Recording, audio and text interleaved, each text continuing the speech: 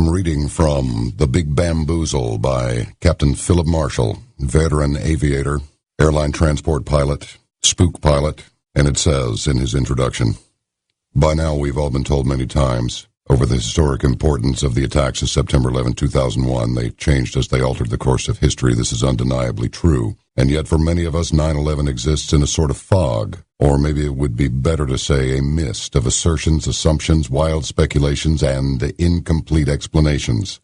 There is so much we don't know about that day, and the months leading up to it, and the years since. Beginning with reports by veteran federal investigators, we see that for 18 months preceding 9/11, Saudi intelligence agents harbored and supported the 9/11 hijackers in every conceivable fashion. We will learn how the operation was funded, how their handlers led the hijackers to flight training on Boeing airliners in the Arizona desert, and how they devised an air attack that defeated the world's most sophisticated defense system. Suspiciously enough, the vice president's former corporation was well positioned to provide massive logistical services to 100,000 U.S. troops for a relatively quick deployment. He also fed America a stream of false intelligence about weapons of mass destruction and embellished links between Saddam Hussein and bin Laden during an urgent rush to war. He is the leading aviation expert on the September 11 attack. His first book, Lakefront Airport, 2003, was a novel based on his experience as a government contract pilot during the Iran-Contra operation. 20-year career as an airline pilot, starting in '85, flying first with Eastern and then with United. He holds captain's ratings in the Boeing 727, 737, 747, 757, and 767. I want everybody to understand, you're not being spoken to by some hacker here. This man is way deep into aviation. Just to hold those ratings is unbelievable. Our guest is Captain Philip Marshall. Your book is absolutely fascinating. It really is. It's so well written, it's very articulate, and it's clever, and it's scary as hell. This is some amazing stuff. It's just one of those works you just want to linger over, because not only is it well written, but you can't believe what you're reading. Yeah, it's really hard to believe some of this stuff. I wanted to talk about where I got this title from. It's a Carl Sagan quote that I really love. He said, "One of the saddest lessons in history is this. If we've been bamboozled long enough, we tend to reject any evidence of the bamboozle." I think that really tells us a lot about the whole episode of 9/11 is just getting out of control.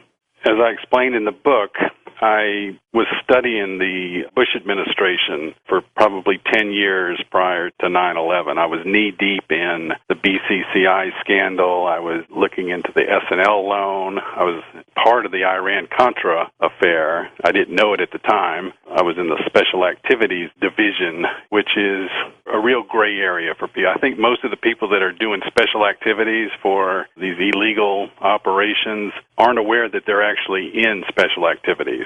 I was knee-deep into it. I was really getting nervous when I saw that W was running for president, and then to see the way he won the election with his brother counting the deciding votes, I knew that we were in big trouble. So it didn't really surprise me. By the time I saw the third replay, I smelled a rat. The good news for anything that's done in an airliner is that it's recorded. Everything is recorded. Every sentence, every word you say in the cockpit is recorded. Every move you make with the yoke is recorded. Every transmission is recorded. I knew that at some point we would get to the bottom of this. By the time they released the NTSB reports and the black box data and all that, they had already given us this bamboozle that it was some ghost that lived in a cave on the other side of the world that had defeated our entire U.S. national security. So I started writing it back in 2005. I really started studying it then when I had all the information, and I put it together. Maybe it would have been, who they said it was. But when I looked into the NTSB, when I saw the flight patterns and everything, it was very obvious to me that these guys had been trained very well. Some of them weren't even pilots when they came to the U.S. And when I found the FBI, or the Congressional Inquiry Report that was headed by Senator Bob Graham, very, very interesting. As soon as I saw that report, I knew that we had found where they were trained. And when the hijackers came into Los Angeles on January the 15th of 2000 on a Thai Airways flight from Bangkok, their movements for 18 months were chronicled by FBI agents, field agents. And we could see that Saudi spies as Senator Graham called them, were aiding these guys. They were giving them logistical support. They were giving them financial support, opening bank accounts. They followed these guys all the way until December of 2000. 80 pages worth in the Congressional Inquiry Report chronicles this. And around December of 2000 is when they went into a go mode.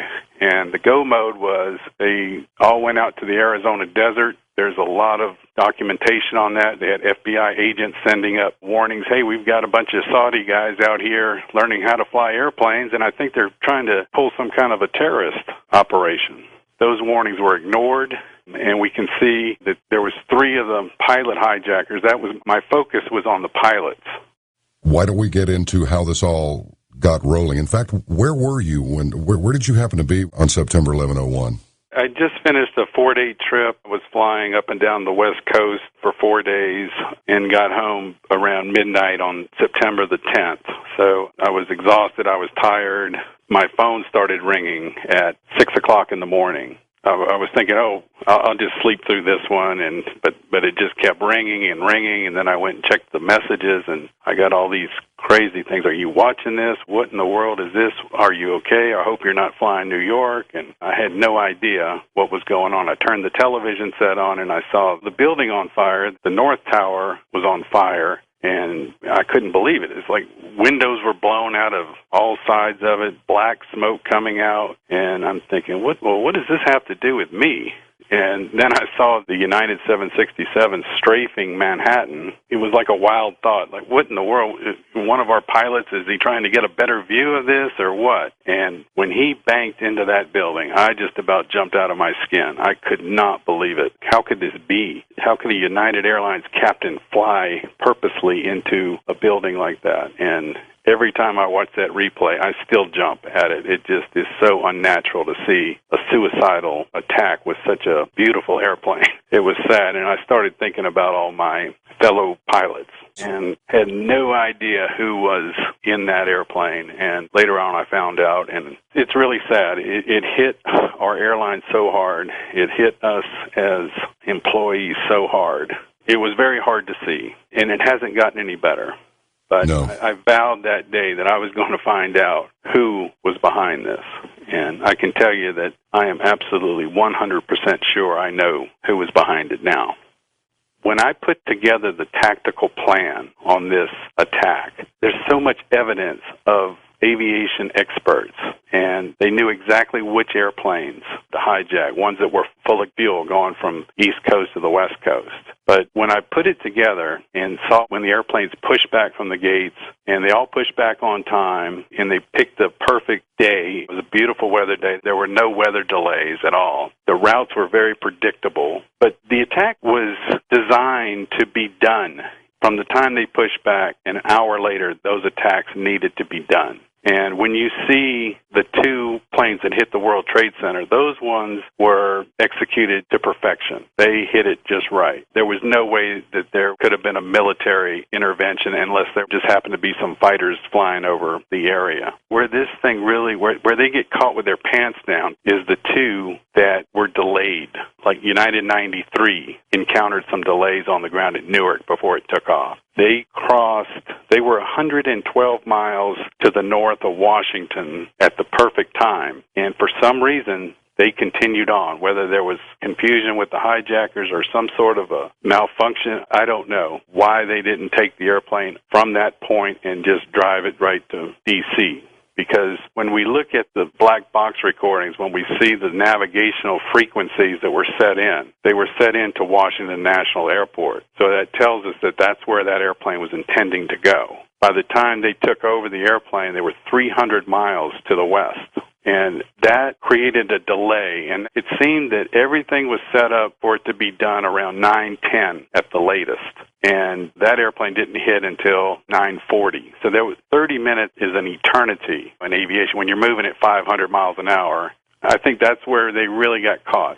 I think they were busted, basically, but no one read it. No one analyzed it. But if they would have turned in right then, and American 11 that came out of Dulles he too went 300 miles to the west. And when the cockpit was being taken over, that was about the same time that United 175 hit the South Tower. So there was plenty of time for scrambles out of Andrews and out of Langley that should have intercepted those airplanes. So when you see the president reading The Pet Goat, I think what he was doing is waiting for the attack to be completed, and then they could have... Now, if they would have done it on time, he could have jumped up at 9:05 and started scrambling everything. It would have really looked like they were trying to stop it. Is it your opinion Flight 93 was headed for the Capitol Dome? I don't know if it was headed for the Capitol Dome. That's my guess. I do know that it was from the black box recordings where we can see where the navigational frequencies were manually entered into the navigation. We know that they were set into the localizer frequency at Washington National Airport. So we know it was heading that way. That's where they were planned to go.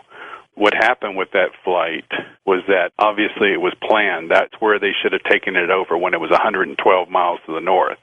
When they ended up taking over the airplane, they were out of range for that frequency, for that localizer at National. And basically that pilot got lost out there. He didn't have anything to navigate with. He didn't have anything to hook the autopilot up with. So you can see that how he made a couple other mistakes with the autopilot. He actually got up to about 40,000 feet, which is way too high at that weight. You can get up to 40,000 in a 757, but you have to burn a lot of fuel off before you can do that. And he almost stalled the airplane out 250 miles from the target, and he ended up crashing at 112 miles from downtown Washington. There's a lot of indications that people knew that this attack was coming. I remember watching the news that day, and there was media reports saying that the Capitol was the target. I don't know how in the world anyone would know that for sure. It tells me that there's a lot of signs that people knew that it was coming, and I thought that your last guest, Susan Lindauer, I thought her explanation was, when she talked about the back channels, there was a lot of back channel stuff going on that was promoting this evildoer, this Osama bin Laden was getting ready to strike and all this. I think those were rumors. I think those were back channel. It was a setup for the bamboozle, basically, that they had all these reports, supposedly, that went up to the White House. And those reports kept saying that, this guy bin Laden's getting ready to strike. But, as an airline captain at that time, no one told me there was a threat out there. No one told Jason Dahl or anybody else that these threats were out there. So I thought it was really interesting. And when I looked into the evidence on bin Laden, through the congressional inquiry who looked into it for a long time, almost a year, there's no operational evidence at all on bin Laden. They have 80 pages worth on the Saudi intelligence. On the cover of your book is the seal of the intelligence community. Why is that seal there? It shows, Susan mentioned the intelligence community a lot. You hear it a lot on the media, but you really don't know what it is. And I started picking up that whoever this intelligence community was, they were the ones in the reports that kept saying, the intelligence community says that bin Laden is behind 9/11 because, and then there was nothing after the because, really, except for that he wrote a fatwa back in 1998.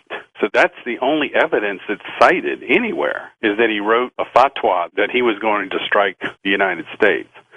So I started looking in, so who is the intelligence community?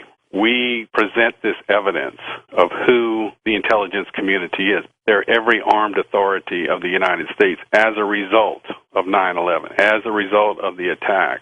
They control the Department of Homeland Security, the TSA, the CIA, the FBI, the Energy, and the big one is the United States Treasury. They have learned how to go around our Congress and tap directly into the Treasury. And those are our tax dollars that are sitting there as the grand prize for anyone that has taken over the United States government, is that they get to the Treasury, and they control the Treasury. I think from now on, anyone who reads this book will know the rest of their life, when they hear the intelligence community, what exactly that is. And it's being run from a 1.4 million square foot building called the George Bush Center of Intelligence right outside of Washington. So the way I see it is that they have overpowered our government.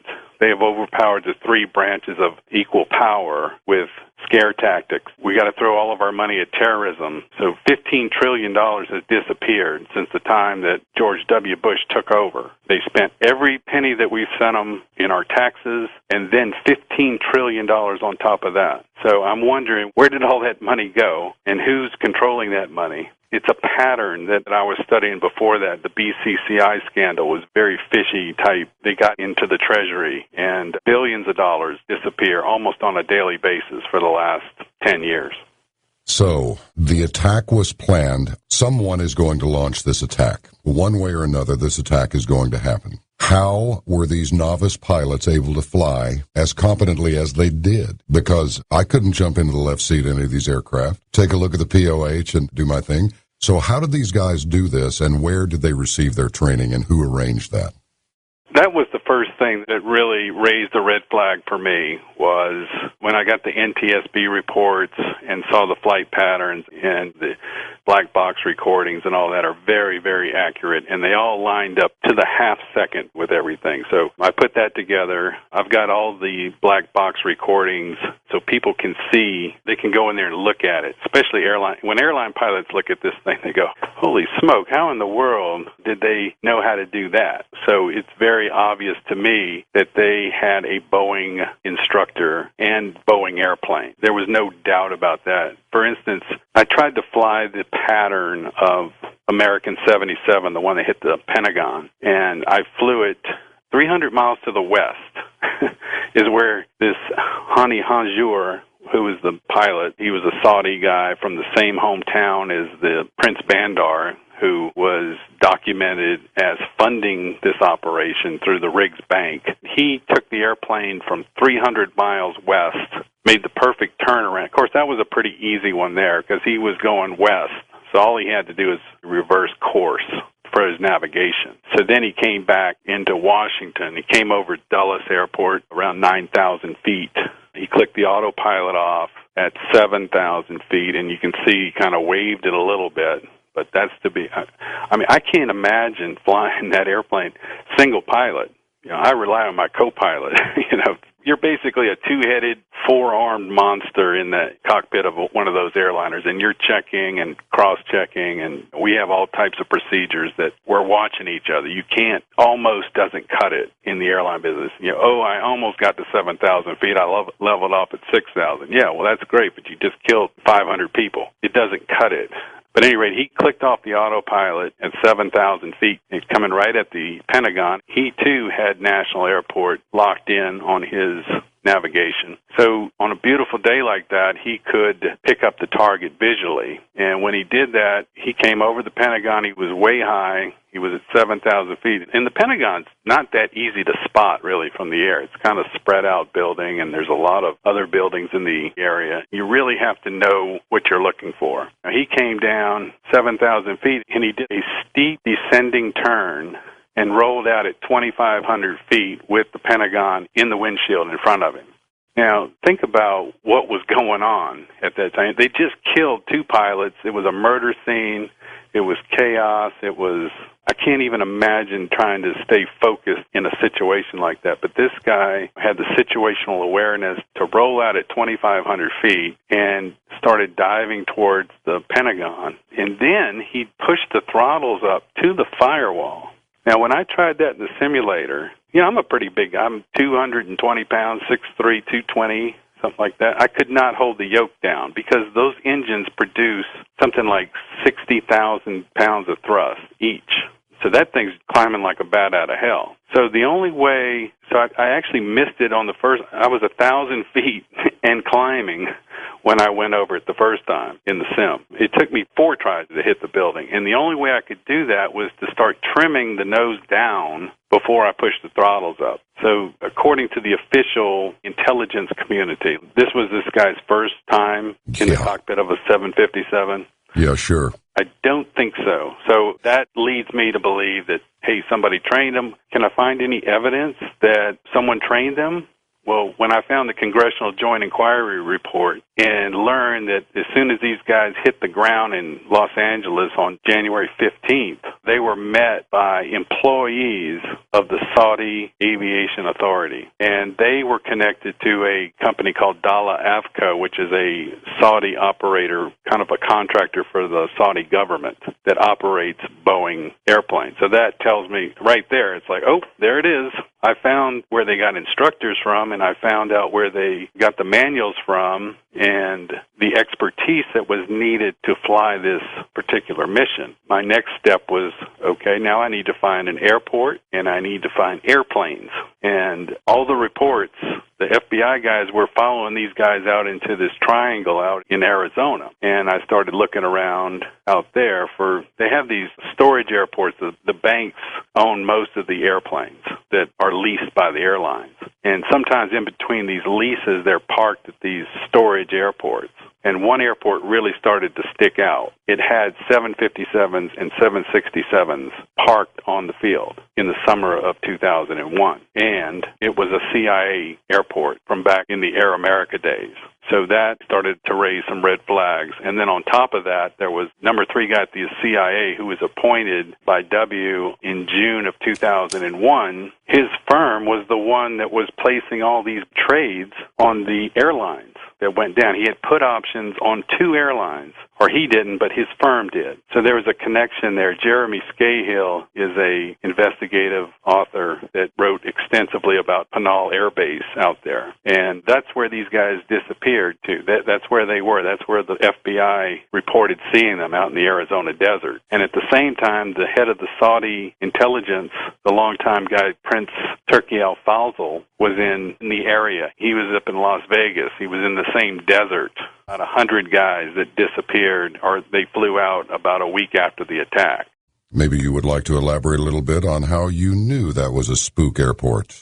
Quoting from the Big Bamboozle, a silent, confounding shift went unnoticed by most American voters, while Ronald Reagan gave great speeches with positive messages accented with humor and perhaps the best timing of any politician in U.S. history. Bush and Baker slipped into the White House basement to build a covert government with CIA, DEA, and Black Ops assets. Today, this operation is called the intelligence community. And I still want to know how Captain Philip Marshall knew that was a spook airport, and he's going to tell us about it. Tell us just briefly your background and why you would recognize a spook airport when you saw one.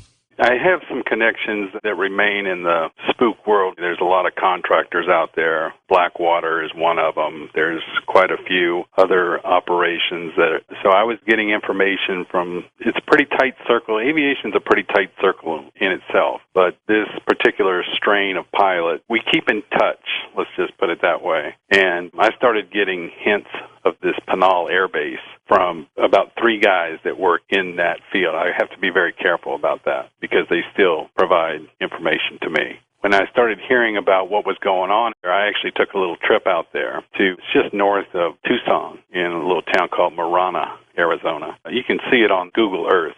You can spot it. Even then, it's very, very hard to spot. But there's this airport out in the middle of nowhere. It's a triangular airport that has 3 runways on it, and there's about 100 airliners there in storage right now. They're cannibalized if they're there for a while in the lucrative parts market, but they're still airworthy airplanes that are ready to go. They're just in between leases. So I took a little trip out there, and I can tell you they got some big rattlesnakes on the south end of that airport. At any rate, I did a little investigating of my own out there, and I looked around. One day I went out there, and I saw that there was 5 747s. This is a county-owned airport, and they wouldn't let me on the airport. They had Evergreen International is one of the famous spook contractors, but they wouldn't let me pass the guard gate. I just act like I was an aviation enthusiast, just wanted to take pictures or whatever. So I talked to a couple of people around the airport that live around the airport, and they were telling me that many times people are trying to take pictures of that airport, and they'll send a car out there and confiscate the camera and all kinds of bad activities like that. But when I was out there, what I saw was, this was in about 06, 07, and there was 747s cargo that were being loaded up, and I have no idea where they were going. There was all types of Black Hawk helicopters flying around,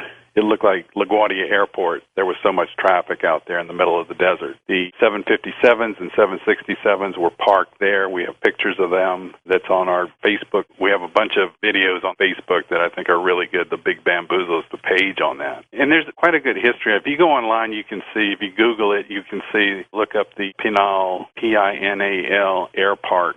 It's well known as a long-time CIA-operated airport. There's a lot of controversy about trying to shut it down years ago. People that are on the board of directors are CIA people. So it has a long connection all the way back to, like I said, Air America.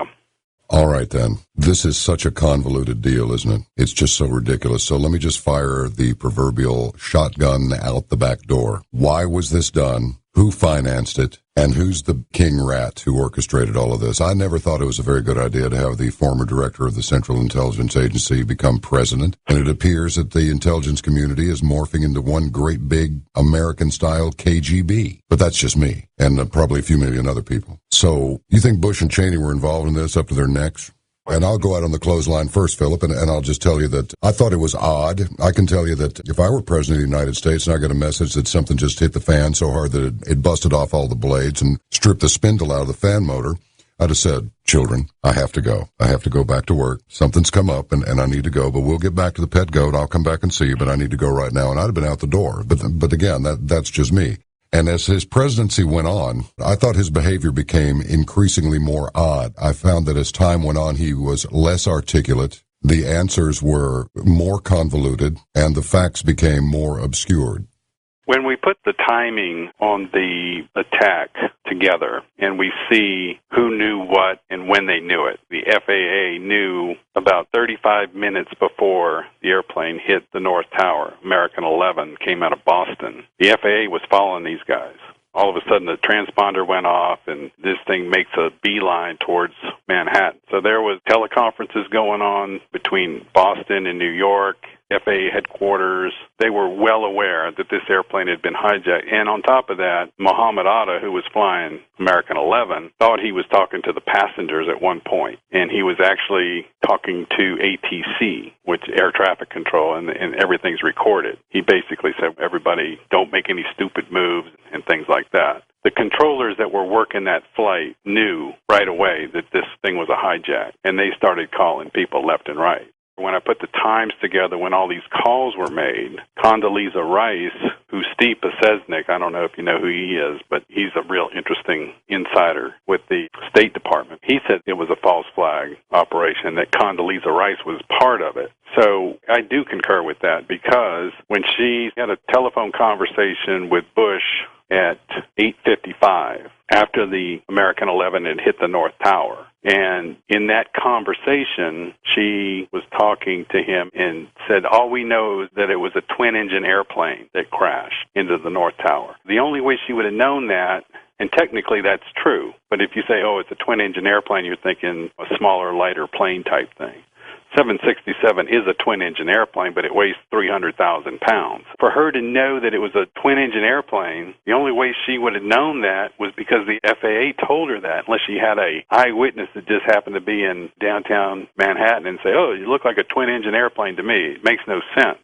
Finally, they got her to testify in 2004. Of course, the media had already convicted the ghost. But at any rate, if you think about it, the only way she would have known it was a twin-engine airplane was from the FAA. And the only reason they were talking about that airplane was because they knew it was a hijack. So again, there's a just pants down type thing. There's no way she could have known that. And that's before he went into the classroom. He sat there until 9:02, fidgeting, looking around, and looked like a long-tailed cat in a room full of rocking chairs. And then when the second one hit, what he needed to hear was that the attack was complete, and all he heard was that 2 had hit. So he had to stall. He had to wait. They must have been nervous. Whoever was behind this must have been sweating bullets at this point, because 2 of them had hit and 2 of them were missing at that point, and probably they didn't know where the other 2 were. So that, to me, tells me that there's something stinky about it. And before, too, with the 23 supposed PDBs that were sent up to the president, and he didn't take any action. He didn't alert airline pilots. He didn't alert anyone. It just stinks.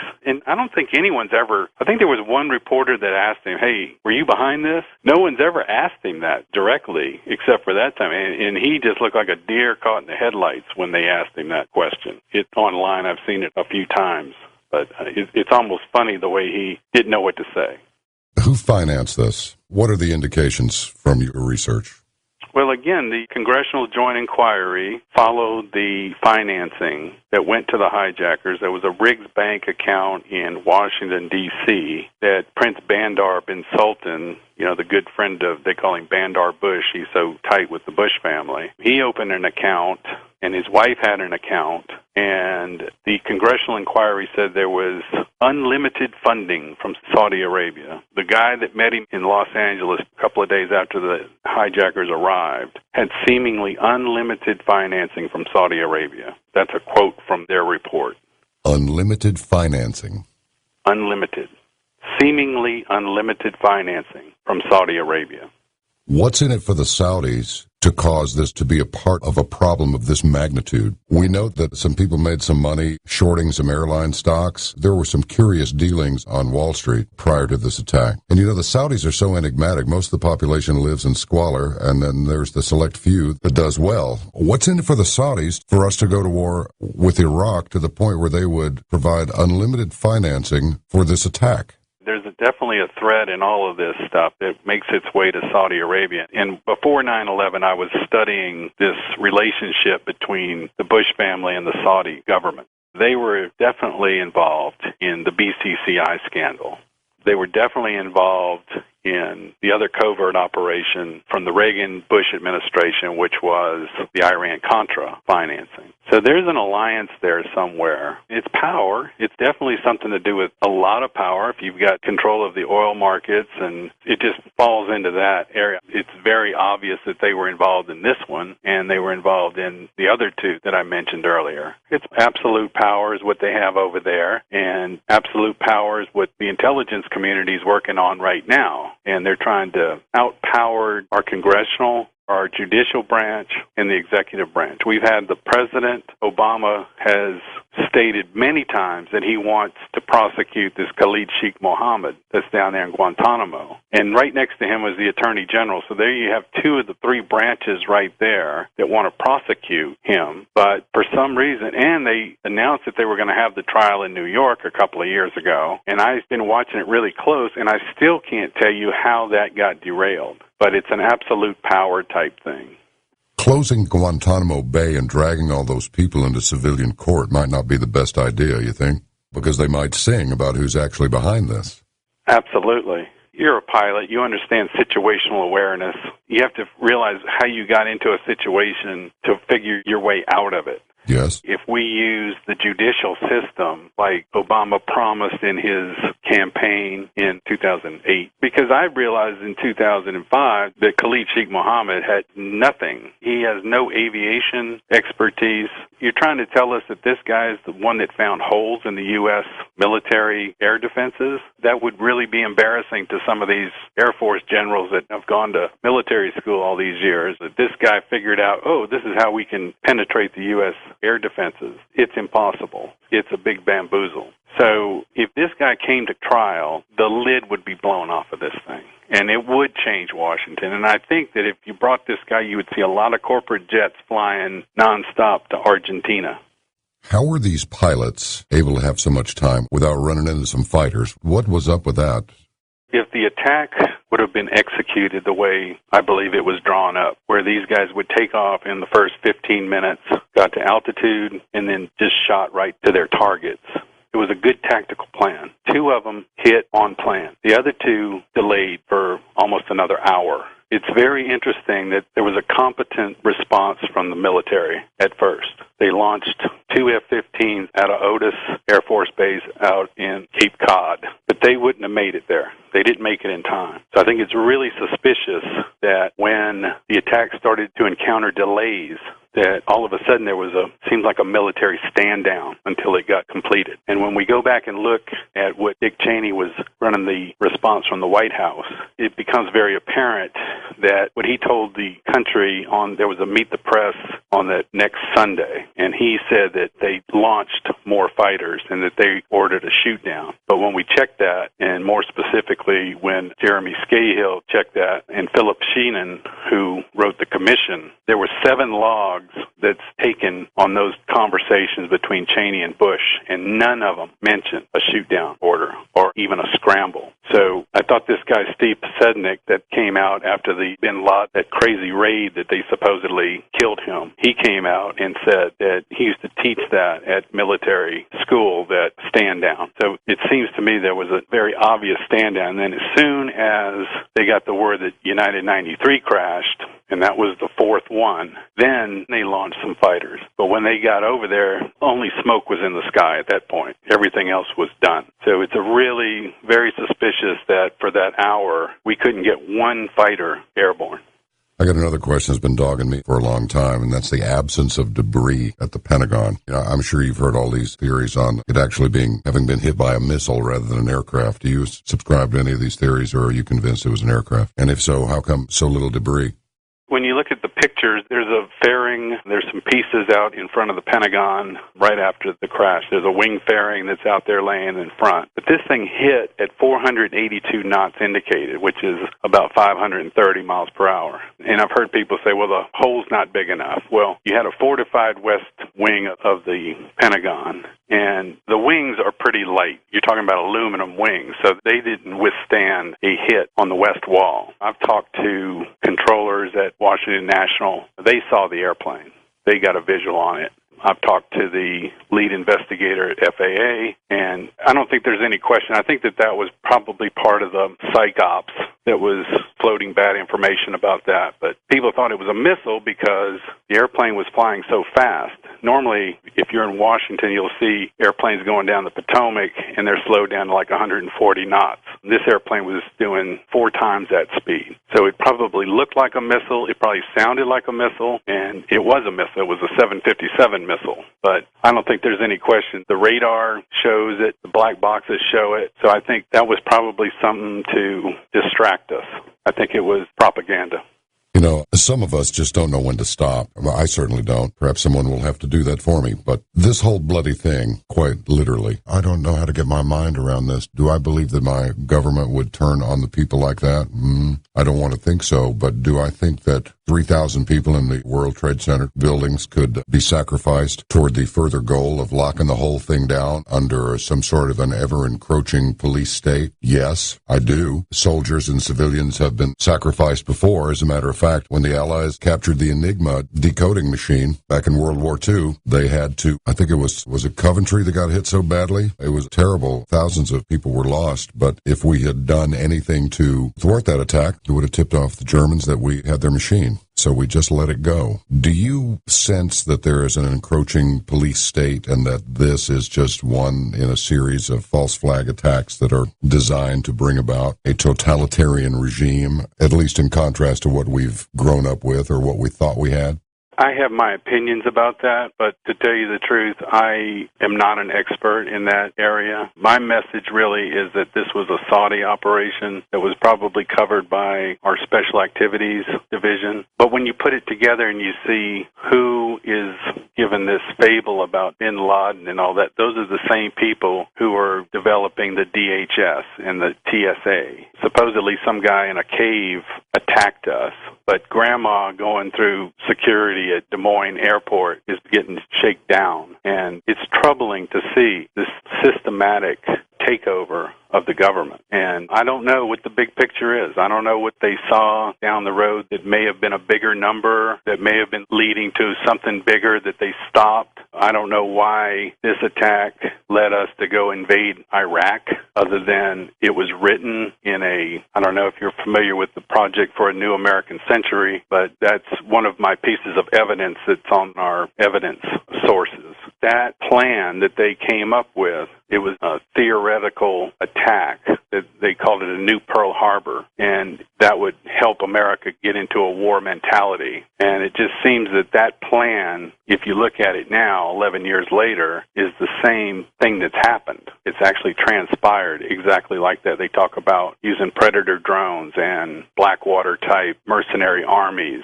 And it's so encompassing now because what it's done is given this great authority, this fear of an enemy that I don't really think is there. And it's given them a lot of power. There's a lot of hysteria involved when you go to the airport now. You know, they're telling you, look at your neighbor, look around, see who looks suspicious. We got everybody looking at each other, and now they're looking into our lives. And everything's being coordinated with DHS and the DMV now out here. It's very suspicious that it's the very same people that are telling us that it was a terrorist attack. They're the same people that are clamping down, and their power has gone up so much. So I think it's a big plan. You know, when you read that Project for a New American Century, they talk about Dick Cheney as being their inspirational leader. Those types are now the ones that are really in control of what's going on. So they don't really need to have an election anymore if they have power over our three branches of government. It really does look like it's morphing into one big KGB. It really does look that way. In fact, I saw a silver gray Ford police car looking thing, like the one the feds drive around. Everybody drives in that business. And it had an interesting, very official federal looking seal on the door. And it said, Veterans Securing America. And there were a couple of young guys there, so they were coming out of this gas station. I spoke with them for a minute and said, say, fellas, I've never seen a plaque like that. What department are you with? Are you Homeland Security? No, they're just young veterans that just finished up with a couple of tours. One of them had been in for 5 years, another one for double, and they had been to the Middle East twice, and now they were just securing whatever federal facilities they were asked to secure. They weren't really very specific, but I got these were fit, fresh soldiers. Now they got themselves a federal job, and I'm like, is there just no end? Maybe I just don't get around much, but I never saw Veterans Securing America before on the side of any federal-looking car. And I'm starting to see Federal Protective Services, Department of Homeland Security, the big suburban-looking machines with increasing frequency. I spoke with one of them, and he said, oh, no, we're basically security guards for federal properties. Could be anything. But there just seems to be no end to it. And I understand, going back to that drone thing, I understand that in the next few years we're going to have 30,000 of them, and there have been over 200 applications to fly these things just in the last year. So I don't really know where it's all headed. I'm not sure I want to know, but I feel like I need to know, and I feel like the American people need to know. And I don't want to turn this into a scare fest or anything, but this is getting just a little bit freaky. I mean, the Russians were over there for 9 years, and then we go over there for 9 years. And it's no parade. St. Louis did it. New York turned it down. And now we're gearing up for Iran. And could the simple fact of the matter be that we've been on a wartime economy ever since World War II, and without a war, we don't have an economy? Is that even possible? The DHS, the Department of Homeland Security, there's a building going up in Washington right now that's been estimated at $3.2 billion. There was a great series in the Washington Post last year. Dana Priest and William Arkin are two journalists that work for the Post, and they had a 4-part series called Top Secret America, where they went into how the DHS is now hooking into all the counties around, and they have these devices that they can put on the side of the road where they can read license plates and tell you how much money you have in your bank account every time you go past them. They automatically can read your license plate and get all your information. The satellite systems that are circling the globe right now are all hooked into this, the GPSs. You really don't have any security when you have so many people that have access to your personal whereabouts. If there were so many bad guys out there, maybe they're anticipating some kind of a financial meltdown or something. I don't know. I'm from New Orleans originally, and it was really frightening to hear about the Blackwater guys that were on the ground in New Orleans, after Katrina. There's definitely a movement going on. It seems like they're preparing for something. They're definitely hooking into the counties, local police departments. It's going to be one big federal eye watching us when we should be watching them. Do you get the sense that it's too big, too screwed up, and too far down the road to stop it? or do you believe that it can be stopped? More to the point, this is just beyond anything that I thought was even possible, but if we just drunk so much fluoride and chlorine and just watch so much stuff we shouldn't be watching on the internet and so forth, that we've just been asleep at the switch the whole time, and now we finally come out of the fog and it's like, oh wow, who are you guys? Gee, they're all wearing the same uniforms. What happened? Is there any way to correct this, or are we just going to have to ride it out all the way to the bottom? What really amazes me is that there's so many people who have come forward. Senator Bob Graham, who was the chairman of the first federal investigation, has written 2 books with the message that 9/11 was a Saudi operation. Thomas Keane, the head of the 9/11 Commission, and his co-chair, Lee Hamilton, they wrote a book that said that there was a big cover-up and an obstruction of justice, especially when they were trying to interrogate Khalid Sheikh Mohammed down there. The 9/11 Commission's general counsel, John Farmer, wrote a book that said that everything that was told to the commission by the Bush administration was inexplicably and almost entirely untrue. Steve Pasesnik, the guy that worked in the State Department, real insider there. Let's talk about the man who I personally feel, Susan Lindauer earlier felt like bin Laden was killed in Tora Bora, and there was no mention of a dialysis machine sitting around on the SEAL raid that took him out. I just wonder we know he was the leader of the Mujahideen when the Afghanis were fighting the Russians. So I'm just wondering if he got a nice check, dyed his hair blonde, got a trim, a nice suit, and is now retired. So who conducted the raid that supposedly captured Osama bin Laden? And why didn't the American media raise more questions about that raid if he's supposed to be the great perpetrator? Seems like he would have had a lot to say about the whole apparatus. But then again, some people have come to the conclusion that there is no Al-Qaeda. That's the boogeyman. It doesn't really exist. Do you have some thoughts on this? That raid was very questionable on a lot of levels.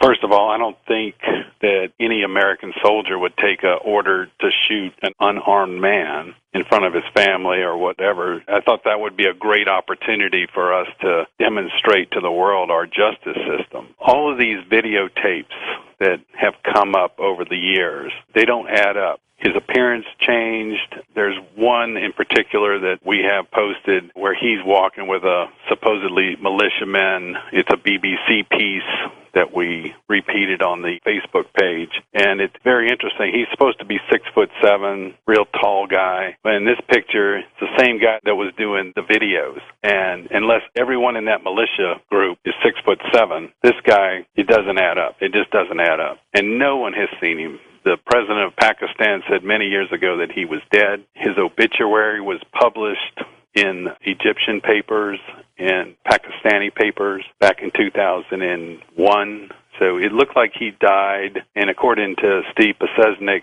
said that he had Marfan syndrome, which is fatal. You don't live through that one. Way back in 2000 when he saw him in a hospital in Dubai. If you're on a dialysis machine, like he was reported back in 2000, you need sterile water, you need electricity. It's just, no one saw the guy. No one saw him really for 10 years. And even after these videos came out, when you listen to Bush administration officials, they say, well, we haven't heard from this guy in quite some time. Well, supposedly he just made a video the month before that, and they're saying that. So that doesn't add up. So no one's seen this guy for 10 years, and then all of a sudden we get this announcement, oh, yeah, we went in there, we found him, we killed him, and we threw him in the sea. Believe us. Yeah. You know? And then, well, we can't show you the pictures because it's just too gruesome to show you these pictures. But if you're watching this carefully, like, I've really been paying attention to that raid because in my first book about 9/11, False Flag 9/11, we came to the conclusion that he had died in December of 2001. And a lot of people have echoed that belief. So if you're conducting a reconnaissance on that compound, like they said, for 2 months prior to the supposed raid, where's the reconnaissance photos? We could bear to see that, couldn't we? You know, if you have a picture of him, supposedly there was a lot of propaganda that was sent out that he was called the pacer, that he would go out in the compound and walk and just pace back and forth. Where's the pictures? We could stomach that, couldn't we? You would think so. As far as bin Laden's concerned, the last photograph I saw of him, he looked 90. You know what I mean? He looked decrepit. It didn't really even look like him. It looked like somebody who was sort of dressed up like him, almost like an Elvis impersonator. Yeah, well, look on our Facebook page, the Big Bamboozle Facebook page that we have. We have a BBC, another piece of the BBC, where they actually went in there and started asking citizens of that town what they thought of it. And they were just laughing and saying the guy that they showed was Abraham or somebody that they knew, and it wasn't bin Laden, and none of his neighbors had seen him for the whole time. There's not one picture of the guy, except for that one that supposedly he's sitting there watching himself on TV. There's no voice recordings of him. There's no record at all of him. Okay, so we found him last night, and we took care of him. We threw him in the sea. Believe us, and we'll make the announcement, and just believe us. But it's the same group that did this raid, is the same group that captured Khalid Sheikh Mohammed in Pakistan, the same group that brought him to Guantanamo, the same group that through third-hand testimony, he confessed, supposedly. The same thread of this little special activities group. We're supposed to just believe whatever they tell us with no backup. I think the biggest thing would be, where's the reconnaissance photos? If he's out there pacing all these hours in the backyard, where are those pictures? Talk to us about the funny money moves that were made prior to the 9/11 attacks. Let's talk about the money. What do you know about any of the stocks that were shorted, any of the put options, any of the money that went uncollected? I understand there's several $1 million sitting in a bank account that still hadn't been withdrawn. Can you enlighten us on this particular facet?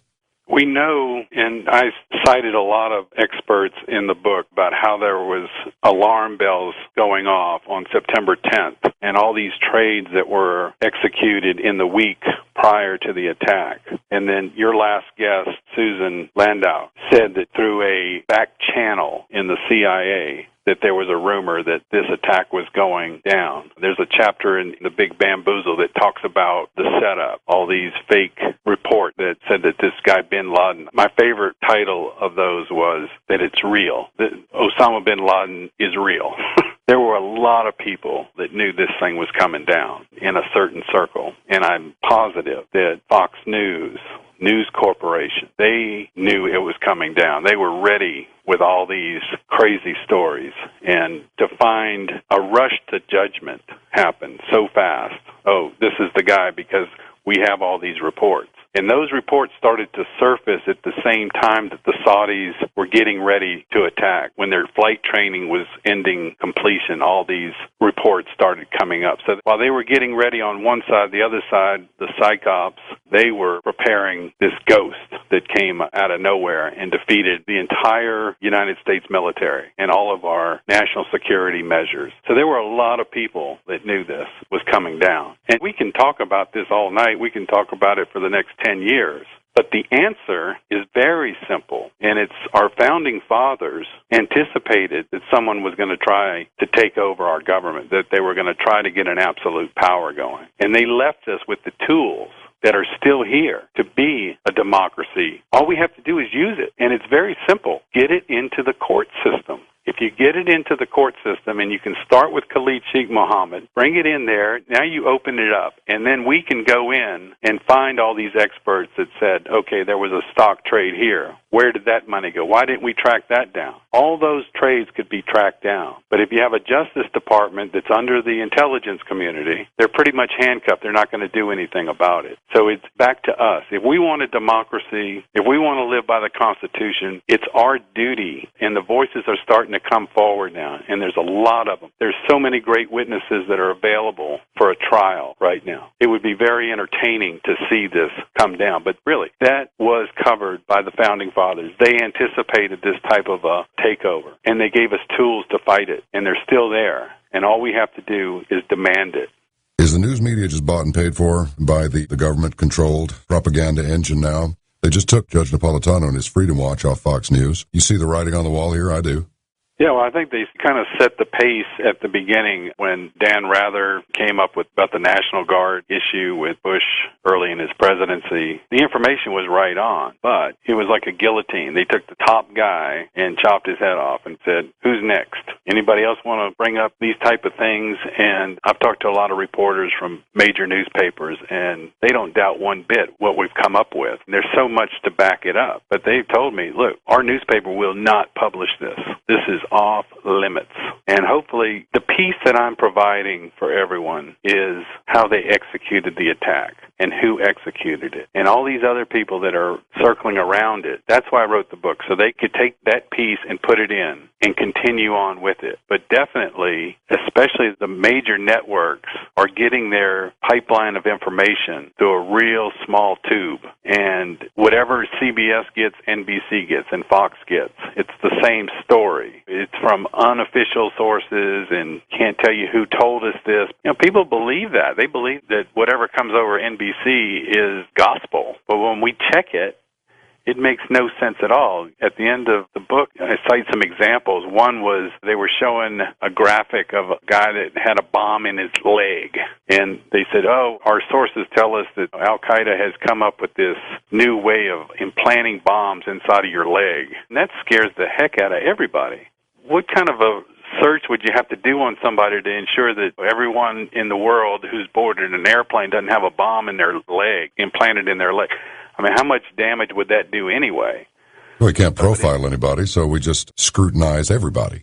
I hope that this book will hit people in the media and people in the intelligence community who aren't at the very top. You know, it's like the FBI thing. All these field agents, they came up with all this great information, all this great evidence, but when it got to the top, it was like bottle capped in. And it's a bottle cap from the top on this entire 9/11. There's people in the middle that have to know the truth, and the people in the media that are a little bit lower down than the producers. I would love to have a trial and see where they got these tapes from bin Laden. Where exactly did they come from? Yeah, they just show up in the mail one day. That's a good point. Just quickly going back to this Dan Rather thing when he ripped his britches with everybody. Wasn't it shown, was it contrived, or was it true that the information that he had presented about former President Bush was inaccurate and contrived? In other words, was the information contrived, or was the revelation that the information was contrived? Was that part contrived? The best I could make out of that one was that his source told him that this was the truth. When they checked it, when the rest of the media went in there to affirm what he had said, he changed the story. Made him look like an idiot. We got Rick in Hollywood. Hey guys, hey. Listen, first of all, the Bush family was involved in robbing this election in this country. So they got a favor from the Saudi Arabians to establish their name, because if you remember, even in Europe and around the world, the Bush family's name was indeed crap. That was the favor of 9/11. Those buildings had to come down because they were damaged from the basement. They were red tagged.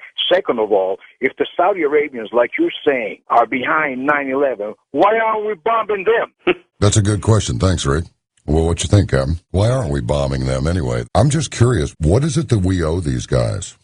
If the truth comes out, and Senator Graham has said that the stuff that they classified in his report would really make it clear, that's for our country to decide how to react to that. All I'm doing is bringing out the evidence that has been published and is available. It's for someone else to decide. It's for us to decide how do we deal with this, and that's why we have a Congress.